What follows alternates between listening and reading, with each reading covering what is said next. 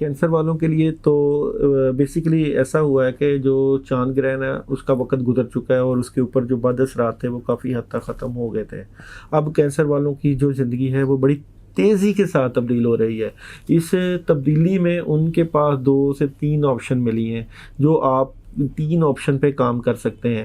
اور ان 3 آپشنز میں آپ کی جو طبیعت میں جو لڑاکا پن تھا یا جو بھی جذباتیت تھی یا بے چینی تھی، جس کی وجہ یہ بھی تھی کہ آپ کے جو معاملات صحیح سمت نہیں جا رہے تھے، وہ اب کیونکہ صحیح سمت جانے لگ گئے ہیں تو آپ کی زندگی بدلنے جا رہی ہے. آپ کی زندگی کا جو سرکل ہے، جو پہیہ ہے، وہ یک لخت بدل جائے گا. یعنی کہ آپ کے راستے جو ہیں وہ بہترین رستوں کی طرف چلے جائیں گے اور آپ ان رستوں پہ اپنی زندگی کو اچھے طریقے سے گامزن کر پائیں گے، حالات کو بہتری کی طرف لے جائیں گے.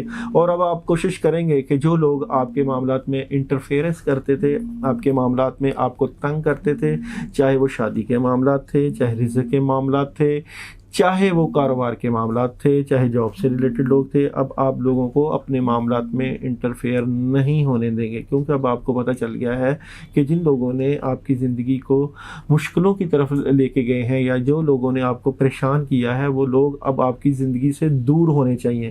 اس کے لیے اب آپ نے کوششیں شروع کر دی ہیں اپنی زندگی کو بہتر کرنے کے لیے. بہتر انداز میں آپ کوشش کر رہے ہیں اور مزید بہتر ہوتی جائے گی انشاءاللہ. اور اس کی مزید بہتری کے لیے یا اللہ یا رحمان کی ایک تسبیح عشاء کے بعد کریں، انشاءاللہ اس میں مزید آسانیاں پیدا ہو جائیں گی.